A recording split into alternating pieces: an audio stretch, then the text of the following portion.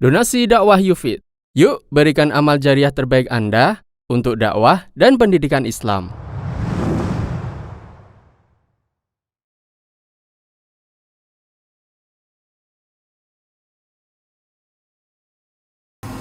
Kemudian beliau rahimahullah mengatakan wa tanziluhu, dan Quran adalah tanziluhu, yaitu diturunkan oleh Allah.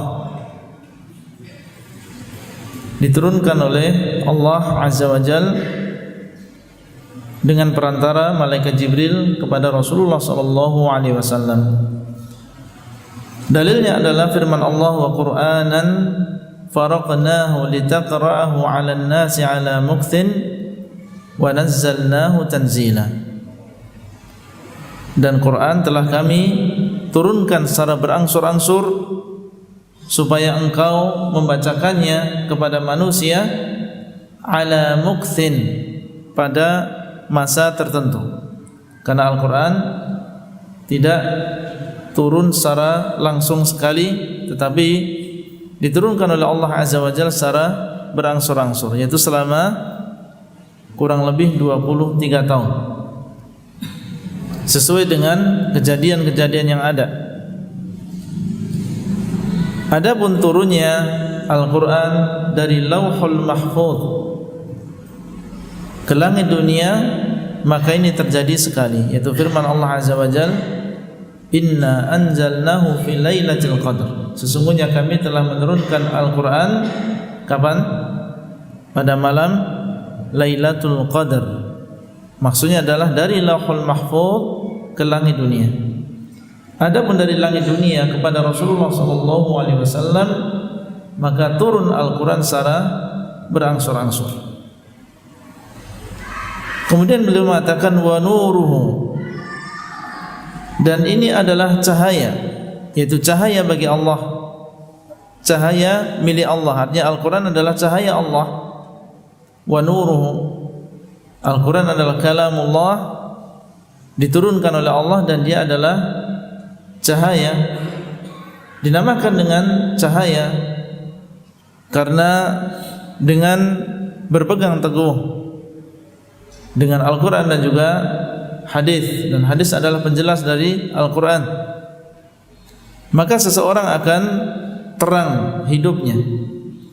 Dan kita mengetahui susahnya orang yang berada di dalam kegelapan.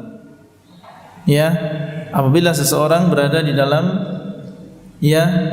di tempat yang gelap, sehingga dia tidak bisa melihat kanan dan juga kirinya, tidak bisa melihat depan dan juga belakangnya, melihat tangannya sendiri dia tidak bisa. Maka orang yang demikian tentunya dalam keadaan dia takut, takut ke depan, takut ke belakang, takut ke kanan, takut ke kiri, khawatir apabila di sana ada sesuatu yang memudarati. Tapi beda apabila terang benderang, seperti ini. Kita bisa melihat belakang kita ngantuk misalnya, kelihatan enggak? Kelihatan. Depan kita khusyuk, kiri saya menulis, kanan saya menulis, kelihatan semuanya. Kita terang, semuanya bisa jelas. Demikian pula Al-Quran. Ini adalah nur, ini adalah cahaya. Kalau kita kembali kepada Al-Quran, akan terang bagi kita yang sebelumnya samar, sebelumnya gelap. Sebelumnya kita enggak tahu mana yang benar, mana yang tidak benar, mana yang sunnah, mana yang tidak sunnah, mana yang syirik, mana yang bukan.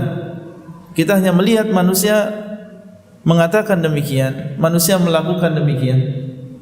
Tapi ketika kita mau belajar, mempelajari Al-Quran dan juga hadis, maka akan terang bagi kita perkara-perkara yang sebelumnya tidak jelas.